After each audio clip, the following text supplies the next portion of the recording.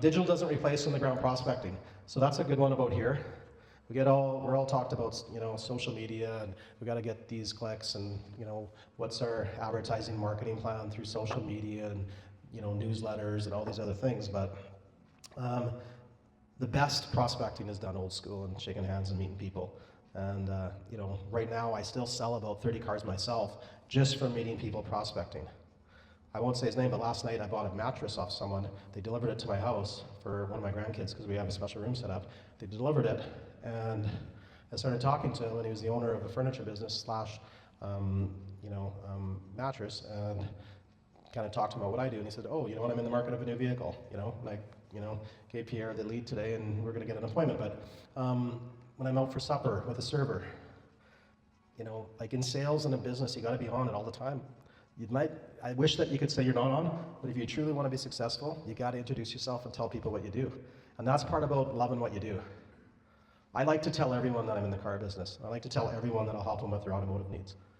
So if you're my server and you're coming to bring me a beer, whether it's NFL night or whether I'm with my wife for supper, you will find out what I do. And 10 times out of 15, that server is texting me 6 months later and say, "Hey, John Cott, do you remember you served me like 3 months ago? I'm looking for a car. I'm a student. I'm going to university." So sometimes we lose sight of that, and we just, we want to shut it off after we leave work. Don't shut it off in sales. Sales, you're always on. Sales, you're carding people. Sales, you're introducing people, and that's what makes the world go around. So I always remind my staff, I'll